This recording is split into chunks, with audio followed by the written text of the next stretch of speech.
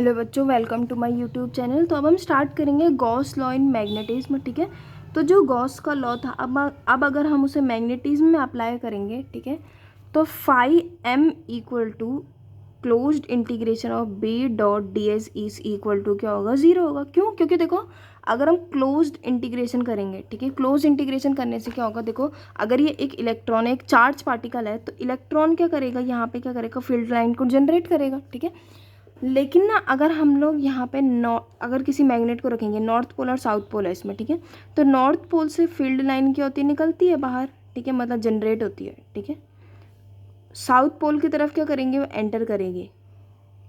ठीक है, तो अगर हम लोग इसको एक क्लोज्ड लूप के अंदर रखेंगे, ठीक है, अगर हम इसे एक क्लोज्ड लूप के अंदर रखेंगे, तो जितनी मैग्नेटिक फील्ड लाइन बाहर निकल रही है ना, ठीक है, उतनी ही एंटर भी कर रही है। इसका मतलब जो क्लोज्ड इंटीग्रेशन होगा ना मैग्नेटिक फील्ड लाइन का, वो किसके इक्वल होगा, जीरो के इक्वल होगा। ठीक है, क्योंकि मोनोपोल तो कभी एग्जिस्ट करता ही नहीं है ना, नॉर्थ पोल साउथ पोल कभी अलग हो ही नहीं सकते किसी मैग्नेट से। ठीक है, अगर हम लोग ये सोच रहे हैं कि ये क्या है, यहाँ पे नॉर्थ पोल है और यहाँ पे साउथ पोल है, ठीक है, अगर हम लोग सिर्फ इतना ही बनाएंगे क्लोज लूप, तो जो मैग्नेटिक फील्ड लाइन होगी वो तो ऐसे भी जनरेट कर ही रही है ना यहाँ पे। ठीक है, मतलब अंदर आ ही रही है मैग्नेटिक फील्ड लाइन यहाँ से भी। ठीक है, क्योंकि ये क्या होती है, क्लोज्ड कंटिन्यूस कर्व होती है। ठीक है, ये कभी भी टूटती नहीं है कहीं पे भी। साउथ पोल से यहाँ से एंटर कर, तो यहाँ भी तो होगी ना मैग्नेटिक फील्ड लाइन, तो यहाँ से भी एंटर कर रही है और यहाँ से बाहर निकल रही। तो जितनी बाहर निकल रही है, ठीक है, जितनी एग्जिट कर रही है, उतनी एंटर भी कर रही है। तो इसीलिए गॉस का जो लॉ इसमें लगेगा क्लोज्ड लूप के लिए, वो क्या लगेगा, वो क्या होगा, जीरो होगा यहाँ पे। ठीक है, अगर हम लोग यहाँ पे क्लोज्ड सरफेस के लिए गॉस का लॉ अप्लाई करेंगे तो आंसर कितना आएगा, जीरो, क्योंकि अगर हम एक क्लोज्ड सरफेस बनाएंगे तो सरफेस के लिए तो यहाँ पे जीरो ही आंसर आने वाला है। ठीक है, चलो, क्योंकि जितनी मैग्नेटिक फील्ड लाइन बाहर निकल रही है उतनी एंटर भी कर रही है यहाँ पे। ठीक है, लेकिन अगर कोई चार्ज पार्टिकल है, लेट कर लेते कोई पॉजिटिव का चार्ज है, पॉजिटिव के चार्ज से तो सिर्फ फील्ड लाइन बाहर निकलती है ना, एंटर तो करेंगे नहीं इसमें। ठीक है, क्योंकि चार्ज में देखो, सिंगल चार्ज एग्जिस्ट कर सकता है, सिर्फ पॉजिटिव का चार्ज एग्जिस्ट कर सकता है, सिर्फ नेगेटिव का चार्ज एग्जिस्ट कर सकता है। ठीक है, इसीलिए मैं जो इसमें जो क्लोज्ड सरफेस था ना, उसके लिए जीरो आंसर नहीं आ रहा था। ठीक है, चलो, तो ये बोल रहे हैं according to Gauss law the surface integral of magnetic field over a closed loop is equal to zero. ठीक है, तो अगर हम लोग सरफेस इंटीग्रल करेंगे magnetic field over a closed loop is equal to zero होगा। According to Gauss law of magnetism the net magnetic flux, flux का मतलब क्या होता है, जितने भी फील्ड लाइन उस क्लोज्ड सरफेस से बाहर निकल रही होगी उसको हम लोग क्या बोलते हैं, फ्लक्स बोलते हैं। ठीक है, through any closed surface is equal to zero, क्योंकि देखो सरफेस से जितनी फील्ड लाइन बाहर निकल रही होगी उतनी एंटर भी कर रही होगी। ठीक है, चलो, इसका रीज़न बता रहे हो। रीज़न पहला रीज़न ये, isolated magnetic poles called monopoles do not exist. ठीक है, कभी भी मोनोपोल एग्जिस्ट नहीं कर सकता है। ठीक है, magnetic poles always exist in unlike pairs of equal strength, क्योंकि देखो अगर चलो मोनोपोल एग्जिस्ट भी कर रहे हैं ना, ठीक है, मतलब सॉरी, मोनोपोल एग्जिस्ट नहीं भी कर रहे हैं ना, ये क्या है, नॉर्थ पोल है, साउथ पोल है, तो अगर दोनों की स्ट्रेंथ अलग अलग होगी, इसमें से ज़्यादा मैग्नेटिक फील्ड लाइन बाहर निकल रही है, एग्जिस्ट कर रही है, ठीक है, लेकिन इसमें एंटर कम कर रही है, ठीक है, तभी भी तो जीरो आंसर नहीं आएगा। ठीक है, तो वो भी पॉसिबल नहीं है। जो मैग्नेटिक पोल्स होते हैं ना, वो हमेशा क्या होते हैं, अनलाइक पेयर होते हैं। अनलाइक बोलने का मतलब नॉर्थ पोल साउथ पोल में मैग्नेटिक फील्ड लाइन इससे बाहर निकलेगी, इसमें एंटर करेगी, और दोनों की जो स्ट्रेंथ होती है वो कैसी होती है, इक्वल भी होती है। ठीक है, तो यही रीज़न है। पहली बात तो जो मोनोपोल्स होते हैं वो एग्जिस्ट नहीं करते, और दोनों की स्ट्रेंथ भी इक्वल होती है, जितनी ये मैग्नेटिक फील्ड लाइन इससे बाहर निकलेंगी उतनी एंटर भी करेंगी। ठीक है, तो ये दोनों उसका रीज़न हो जाएगा। ठीक है, अब देखो, जो हमारी अर्थ होती है ना, वो भी क्या होती है, एक मैग्नेट की तरह बिहेव करती है। ठीक है, तो जो कंपास होता है ना, north pole south pole direction बताता है ना, वो कैसे बताता है, क्योंकि हमारा जो अर्थ है ना, वो भी क्या काम करता है, एक मैग्नेट की तरह काम करता है। जो हमारा अर्थ है वो भी क्या है, एक मैग्नेट है। ठीक है, लार्ज मैग्नेट है। तो उसका रीज़न बता रहे हैं कि जो अर्थ है ना, उसके मैग्नेटिज्म का क्या रीज़न है। ठीक है, तो कॉज ऑफ अर्थ मैग्नेटिज्म, जो अर्थ का मैग्नेटिज्म उसका रीज़न क्या है, the exact cause of earth magnetism is not yet known fully but it is assumed that it is due to following reason. ठीक है, क्योंकि देखो जो अर्थ है उसका मैग्नेटिज्म का भी क्या एग्जैक्ट रीज़न पता नहीं चला है, ठीक है, लेकिन फिर भी कुछ कुछ चीज़ें एज्यूम की जाती है कि ये रीज़न हो सकते हैं। Following are the reasons. ठीक है, फर्स्ट रीज़न ये दे रखा है, it may be due to rotation of earth, क्योंकि देखो हमारा अर्थ क्या करता है, रोटेट करता है। ठीक है, अबाउट इट्स एक्सिस। ठीक है, हमारा अर्थ क्या करता है, रोटेट करता है अपने एक्सिस पे। This is because every substance is made up of charge particle, ठीक है, क्योंकि जो हमारा अर्थ है, कोई भी अगर पार्टिकल है, कोई भी मटेरियल है, वो किससे मिलके बन रखा है, उससे इलेक्ट्रॉन प्रोटॉन वगैरह से मिलके बन रखा है, मतलब एटम से मिलके बन रखा है, ठीक है। जो प्रोटॉन और इलेक्ट्रॉन्स होते हैं ना, अगर वो रोटेट करेंगे तो वहाँ पे क्या डेवलप करेगा, करंट डेवलप करेगा, क्योंकि देखो अर्थ किससे मिलके बन रखा है, इलेक्ट्रॉन से मिलके बन रखा है ना, इलेक्ट्रॉन प्रोटॉन से, ठीक है। इलेक्ट्रॉन प्रोटॉन अगर रोटेट करेंगे, चार्ज पार्टिकल अगर रोटेट करेगा, एक जगह से दूसरी जगह पहुँचेगा, रोटेट कर रहे घूम रहे हैं, तो करंट डेवलप होगा। और अगर करंट डेवलप हो रहा है तो इसका मतलब कहीं पे भी करंट डेवलप होता है तो मैग्नेटिक फील्ड जनरेट होता है ना। तो फर्स्ट रीज़न तो ये दे रखा है यहाँ पे, ठीक है। सेकेंड रीज़न ये दे रखा है, the earth's core is extremely hot. जो अर्थ का कोर होता है, सर पे जो अर्थ होता है उसके अंदर वाली लेयर की बात कर रहे हैं, ठीक है। अर्थ की भी बहुत सारी लेयर होती है, तो कोर की बात कर रहे हैं यहाँ पे कि तो जो अर्थ का कोर है एक्सट्रीमली हॉट एंड मोल्टन, ठीक है, वो पिघली हुई फॉर्म में होते हैं, बहुत ज़्यादा गर्म है, ठीक है। सो सर्कुलेटिंग आयंस, ठीक है, वहाँ पे क्या होता है, जो मोल्टन फॉर्म में रहते हैं ना आयंस, ठीक है, वो क्या करते हैं वहाँ पे सर्कुलेट करते हैं, क्योंकि अगर कोई भी आयंस क्या है वो मोल्टन फॉर्म में है, ठीक है, मतलब एक इलेक्ट्रोलाइट की तरह बिहेव कर रहे हैं, हम ऐसा मान सकते हैं कि जो आयंस होंगे वो इलेक्ट्रोलाइट की तरह बिहेव कर रहे हैं, ठीक है। तो जो अर्थ का रोटेटिंग वाला है ना, वो वाला तो अलग कॉन्सेप्ट है, ये अलग कॉन्सेप्ट है, ठीक है। इसमें क्या बोल रहे हैं, तो जो अर्थ का कोर है ना, उसके अंदर क्या होंगे, वहाँ पे बहुत सारे क्या आयंस वगैरह है, वो आयंस अगर मोल्टन फॉर्म में, कोई भी अगर मोल्टन फॉर्म में आयंस है तो वो इलेक्ट्रोलाइट की तरह बिहेव करता है, ठीक है। तो क्या बोल रहे हैं, so circulating ions and iron and nickel in the highly conducting liquid region, वहाँ पे क्या बनेगा, सर्कुलेटिंग आयंस है, ठीक है, निकिल है, बहुत सारी चीज़ें हैं जो क्या करेगी, कंडक्ट करती है वहाँ पे, ठीक है। Liquid region of earth core में बी फॉर्म करंट, ठीक है, क्या पता, मतलब वही बोल रहे हैं मे बी फॉर्म करंट, कि उनकी वजह से भी करंट फॉर्म हो सकता है, ठीक है। तो एक तो अर्थ के घूमने की वजह से करंट फॉर्म हो सकते हैं, एक तो जो अर्थ का कोर है बहुत ज़्यादा गर्म है और क्या मोल्टन फॉर्म है, तो उसके अंदर जितने भी आयंस होंगे ना, आयंस अगर मोल्टन फॉर्म में तो इलेक्ट्रोलाइट की तरह बिहेव करते हैं, इलेक्ट्रोलाइट क्या फ्लो करते हैं, करंट को फ्लो करते हैं ना, ठीक है। तो आयंस का एक जगह से दूसरी जगह में जाने का मतलब क्या होता है, करंट ही तो फ्लो हो रहा है वहाँ पे, लिक्विड फॉर्म में, मोल्टन फॉर्म में, इसका मतलब क्या करे, फ्लो ही तो कर रहे हैं वहाँ पे, ठीक है। तो इसका मतलब करंट जनरेट हो रहा है, करंट जनरेट हो रहा है, इसका मतलब मैग्नेटिक फील्ड जनरेट हो रहा है, ठीक है। तो ये दोनों रीज़न दिए जाते हैं, ठीक है। फिर भी जो एग्जैक्ट रीज़न है वो अभी तक पता नहीं चला है, ठीक है। मैग्नेटिक एलिमेंट्स ऑफ अर्थ, ठीक है, अब हम लोग 2-3 वो मैग्नेटिक एलिमेंट पढ़ेंगे अर्थ के, ठीक है। तो these are the element which completely specify magnitude and direction of magnetic field at any point of the earth. अगर हमें अर्थ के किसी भी पॉइंट में मैग्नेटिक फील्ड को पता करना है, उसका मैग्नीट्यूड या डायरेक्शन, तो हम लोग इनका यूज़ कर सकते हैं, मैग्नेटिक एलिमेंट, ठीक है। अर्थ के जो मैग्नेटिक एलिमेंट है वो क्या काम करते हैं, अर्थ के किसी भी पॉइंट पे मैग्नेटिक फील्ड के डायरेक्शन, उसका मैग्नीट्यूड बताते हैं, ठीक है। तो दीज आर 3 मैग्नेटिक एलिमेंट, ठीक है। तो 3 मैग्नेटिक एलिमेंट होते हैं अर्थ के। फर्स्ट है magnetic declination of angle of declination, ठीक है। तो दोनों चीज़ें क्या एक ही है, ठीक है, मैग्नेटिक डिक्लिनेशन और एंगल ऑफ डिक्लिनेशन, इसको थीटा से डिनोट करते हैं, ठीक है। दूसरी चीज़ है मैग्नेटिक इंक्लिनेशन और एंगल ऑफ डिप या मैग्नेटिक डिप, ठीक है, इसको डेल्टा से डिनोट करते हैं। थर्ड है हॉरिजॉन्टल कंपोनेंट, ठीक है। तो ये तीनों क्या है, मैग्नेटिक एलिमेंट है अर्थ के, ठीक है, मैग्नेटिक एलिमेंट्स ऑफ अर्थ, ठीक है। तो फर्स्ट से स्टार्ट करते हैं, मैग्नेटिक डिक्लिनेशन या एंगल ऑफ डिक्लिनेशन क्या होता है, ठीक है। तो देखो अगर हम लोग जियोग्राफिकल एक्सिस की बात करेंगे तो जियोग्राफिकल एक्सिस कैसा होता है, ऐसा होता है, एकदम सीधा होता है, जियोग्राफिकल एक्सिस ऐसा होता है, ठीक है। देखो लेकिन हमको बाद में ये चीज़, पहले देखो जो जियोग्राफिकल एक्सिस होता है, पहले हम इसी को नॉर्थ पोल और साउथ पोल लेट करते थे, ठीक है, कि यही क्या है नॉर्थ पोल है, यही क्या है साउथ पोल है यहाँ पे, ठीक है। लेकिन हमको फिर बहुत बाद में ये चीज़ पता चली कि जो अर्थ होता है ना, वो क्या करता है, थोड़ा सा क्या करता है वो जो हमारा अर्थ है वो थोड़ा सा क्या डिक्लाइन है, ठीक है। डिक्लाइन का मतलब थोड़ा सा झुक रखा है, ठीक है। जो हमारी अर्थ है वो क्या है, थोड़ी सी झुकी हुई है, ठीक है, अपने एक्सिस पे, ठीक है। तो ना इसका मतलब जो जियोग्राफिकल एक्सिस होगा और जो मैग्नेटिक एक्सिस होगा दोनों अलग अलग होंगे, क्योंकि देखो अगर जो हमारी अर्थ है वो अगर थोड़ी सी क्या कर रखी है, झुक रखी है, ठीक है, डिक्लाइन अगर हो थोड़ी सी, तो नॉर्थ पोल भी थोड़ा सा डिक्लाइन हो जाएगा, जियोग्राफिकल तो वही रहेगा वहाँ पे, ठीक है, जियोग्राफिकल एक्सिस तो वही रहने वाला है, लेकिन जो मैग्नेटिक एक्सिस है वो चेंज हो जाएगा, ठीक है। इसका मतलब जो जियोग्राफिकल एक्सिस है और जो मैग्नेटिक एक्सिस है दोनों अलग अलग है, ठीक है, और दोनों के बीच के जो एंगल है ना उसी को हम लोग क्या बोलते हैं, मैग्नेटिक डिक्लिनेशन, ठीक है, या एंगल ऑफ डिक्लिनेशन बोलते हैं, ठीक है। तो समझ में आया मैग्नेटिक डिक्लिनेशन या एंगल ऑफ डिक्लिनेशन क्या होता है, it is defined as the angle between magnetic axis and geographical axis, ठीक है। जियोग्राफिकल एक्सिस और जो मैग्नेटिक एक्सिस होता है दोनों के बीच का एंगल कितना है, ठीक है। वैसे इसकी वैल्यू, एंगल की वैल्यू क्या करती है, वेरी करती है, पर जो एंगल की वैल्यू है ना, ये क्या है, अप्रॉक्स 11.5 डिग्री है, ठीक है। तो जो इसकी वैल्यू है magnetic declination, angle of declination की जो वैल्यू है वो कितनी है, 11.5 डिग्री है, ठीक है।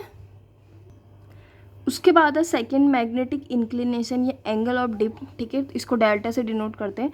तो वो क्या बोल रहे हैं, जो मैग्नेटिक इंक्लिनेशन है वो क्या होता है, जो रिजल्टेंट मैग्नेटिक फील्ड है, इसको कंपस मान लेते हैं, ठीक है।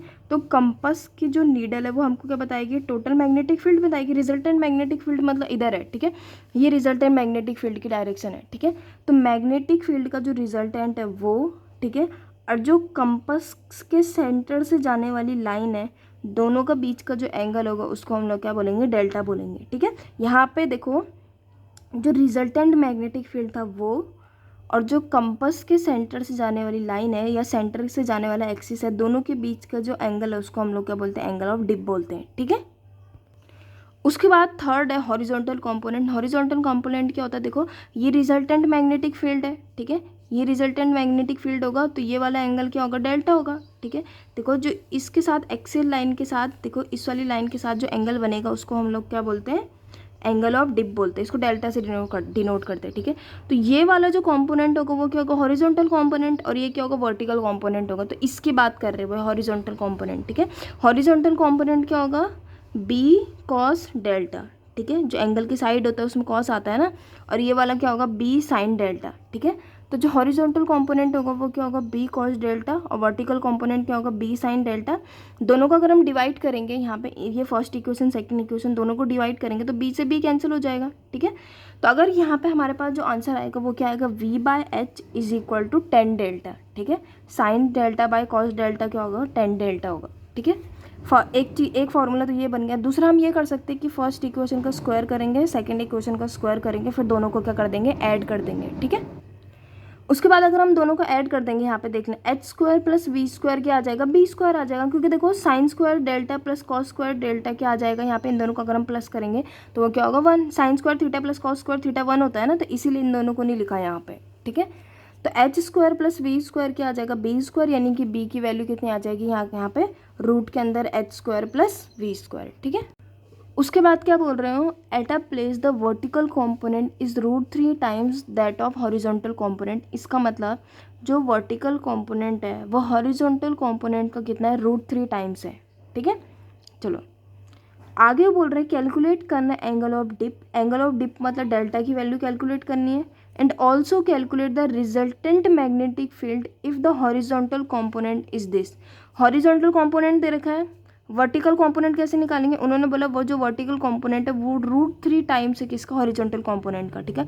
इसका मतलब इसमें अगर हम लोग √3 की मल्टीप्लाई करेंगे तो किसके इक्वल होगा, वर्टिकल कंपोनेंट के इक्वल होगा। हॉरिजॉन्टल कंपोनेंट हमको पता है, वर्टिकल कंपोनेंट हमको पता है यहाँ पे, ठीक है।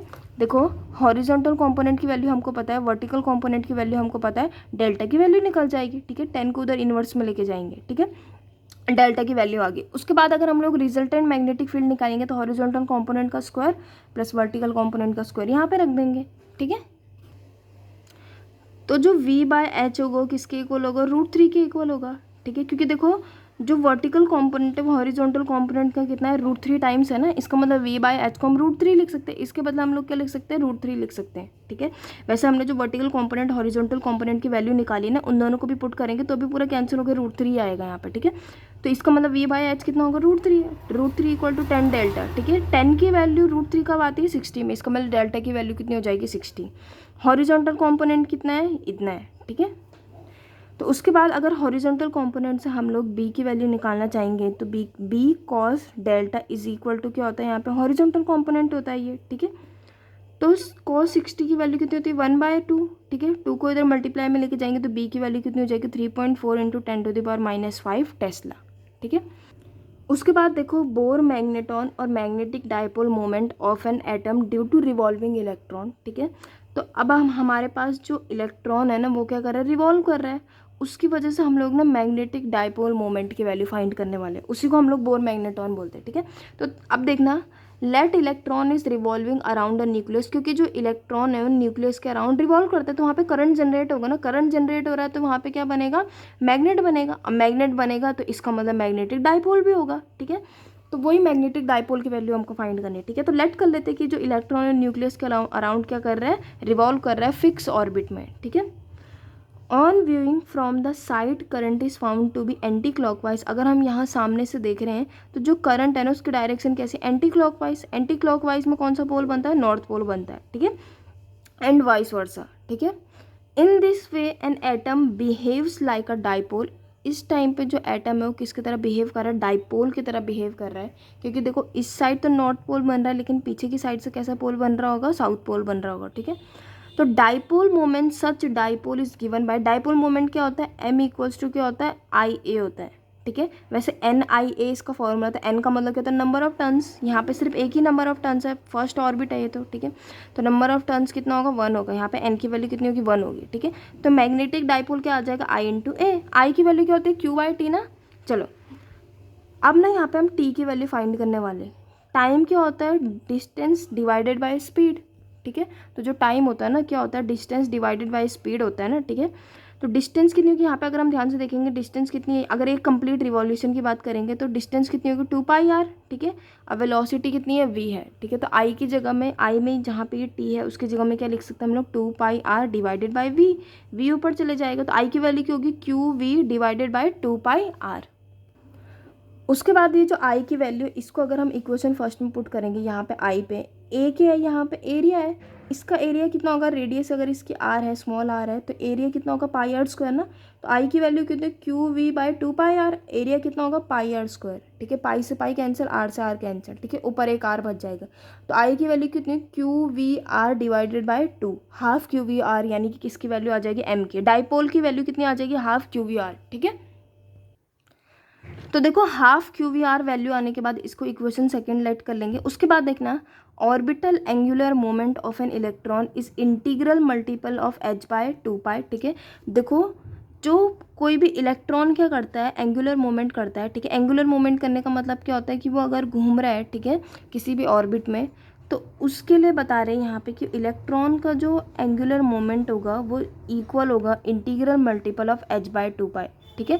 तो जो बोर्स थ्योरी थी, ठीक है, बोर्स पोस्टुलेट था, एटम का जो मॉडल था, ठीक है, जो बोर ने दिया था, उसमें उन्होंने ये चीज़ बताई थी कि जो एंगुलर मोमेंट होता है किसी भी इलेक्ट्रॉन का वो इंटीग्रल मल्टीपल होता है h बाय 2π का, ठीक है। तो एंगुलर मोमेंट को L से डिनोट किया जाता है। L क्या होगा, NH बाई 2π, क्योंकि देखो इंटीग्रल मल्टीपल होने का मतलब क्या होता है, 1 2 3 4 किसी से मल्टीप्लाई हो सकती है ना, ठीक है। जो ऑर्बिट होगा उसकी बात कर रहे हैं, फर्स्ट ऑर्बिट है 1 रखेंगे, सेकंड ऑर्बिट है सेकंड रखेंगे यहाँ पे, तो वो बात हो रही है यहाँ पे, ठीक है। तो L क्या होगा, NH बाई 2π, तो यहाँ पे क्या रखेंगे हम लोग, L की जगह में NH बाई 2π, ठीक है। उसके बाद देखना हमको एक और चीज़ पता है, जो एंगुलर मोमेंट होता है वो किसके इक्वल होता है, MVR। ये तो सिर्फ इलेक्ट्रॉन के लिए नहीं, ये तो सिर्फ एटम के लिए, ठीक है। लेकिन हर चीज़ के लिए, कोई भी चीज़ अगर, कोई भी ऑब्जेक्ट अगर ये पेन है, ये एंगुलर मोमेंट कर रहा है, ठीक है, तो ये फॉर्मूला इसके लिए भी एप्लीकेबल होगा, ठीक है। ये सिर्फ एटम के लिए एप्लीकेबल है, ठीक है, ये एटम के लिए भी एप्लीकेबल है, सबके लिए एप्लीकेबल है, ठीक है। तो हमको पता है जो एंगुलर मोमेंट है L is equal to MVR होता है, ठीक है। M का मतलब उसका मास होता है, V का मतलब वेलोसिटी, R का मतलब कितनी रेडियस के सर्कुलर में वो क्या कर रहा है, एंगुलर मोमेंट कर रहा है, ठीक है। इसका मतलब ये दोनों इक्वल होगा, क्योंकि देखो ये भी एंगुलर मोमेंट है, ये भी एंगुलर मोमेंट है, दोनों इक्वल ही होंगे आपस में। चाहे किसी भी फॉर्मूले से वैल्यू हम निकालेंगे, आंसर तो सेम ही आएगा ना, ठीक है। तो ये दोनों इक्वल होंगे। तो NH by 2π is equal to MVR हो जाएगा। हमें V की वैल्यू फाइंड करनी थी, क्योंकि देखो कोई भी जो इलेक्ट्रॉन है ना, फॉर्मूला क्या आया है, M equals to half QVR, ठीक है। सारी चीज़ें हमको पता है, रेडियस तो देखो हमको पता है, क्यू भी हमको पता ही है, ठीक है। लेकिन V की वैल्यू हमको यहाँ पे क्या करनी है, फाइंड करनी है, ठीक है। तो अगर हम लोग यहाँ पे V की वैल्यू फाइंड करेंगे तो V की वैल्यू कितनी आएगी, NH बाई 2π MR आ जाएगी, ठीक है। यहाँ पे देखो M की वैल्यू कितनी, हाफ QVR है, ठीक है। Q की वैल्यू तो हमको पता है क्योंकि इलेक्ट्रॉन, Q क्या इलेक्ट्रॉन का चार्ज है, ठीक है। लेकिन जो V और R है ये दोनों हमको पता नहीं है, तो इन दोनों को हमें रिप्लेस करना पड़ेगा यहाँ से, ठीक है। तो देखो जो V है उसकी जगह में हम लोग क्या लिख सकते हैं, NH बाई 2π MR लिख सकते हैं, ठीक है। इक्वेशन सेकंड में अगर हम लोग ये वैल्यू पुट करेंगे, ठीक है, तो यहाँ पे कितना आ जाएगा हमारे पास, R से R कैंसिल हो जाएगा यहाँ पे, ठीक है। तो M क्या आएगा, 2 की 2 से मल्टीप्लाई आएगी तो क्या आएगा, 1/4 NHQ बाय पाई M। देखो यहाँ पे देखना, H कांस्टेंट है, Q कांस्टेंट है, पाई कांस्टेंट है, M कांस्टेंट है, ठीक है। 4 कांस्टेंट है, बस n कांस्टेंट नहीं है यहाँ पे। देखो जिस ऑर्बिट की हम लोग बात करेंगे, फर्स्ट ऑर्बिट की तो यहाँ पे फर्स्ट रखेंगे, सेकंड ऑर्बिट तो सेकंड रखेंगे, ठीक है। तो n कांस्टेंट नहीं है, बाकी तो ये सारे कांस्टेंट ही है यहाँ पे, ठीक है। ये प्लांक कांस्टेंट है, ठीक है। q क्या इलेक्ट्रॉन का चार्ज है, m इलेक्ट्रॉन का मास है, पाई है ही कांस्टेंट, ठीक है। 4 भी कांस्टेंट है। तो इन सबको मिला के ही हम लोग क्या बोलते हैं, बोर मैग्नेटॉन बोलते हैं। इसका मतलब यहाँ पे ध्यान से देखना क्या चीज़ बोल रहे हैं। अगर n को हम लोग सेपरेट करेंगे तो इन लोगों को हम लोग क्या लिख सकते हैं, म्यू भी लिख सकते हैं, ठीक है। इन सब को हटा के म्यू भी लिख सकते हैं। म्यू भी क्या होता है, बोर मैग्नेटॉन होता है। तो बोर मैग्नेटॉन को अगर डिफाइन करने के लिए आएगा तो बोर मैग्नेटॉन क्या होता है, मिनिमम मैग्नेटिक डाइपोल मोमेंट, ठीक है, associated with atom due to orbital motion of an electron in the first orbit, ठीक है। देखो अगर कोई इलेक्ट्रॉन फर्स्ट ऑर्बिट में क्या कर रहा होगा, रिवॉल्व कर रहा होगा, तो उसके लिए जो डाइपोल मोमेंट होगा, एन की जगह में कितना रखेंगे 1 ना, तो सबसे मिनिमम जो डाइपोल मोमेंट होगा वो कितना आएगा उस टाइम पे, यही आएगा, ठीक है। इसके इक्वल होगा, मतलब बोर मैग्नेटॉन के इक्वल होगा, ठीक है। तो एन की जगह में 1 रखेंगे तो बोर मैग्नेटॉन किसके इक्वल होगा, डाइपोल मोमेंट के। तो Bohr magneton is equal to dipole moment when orbit is first, ठीक है। तो बोर मैग्नेटॉन क्या होगा, QH/4πm, ठीक है।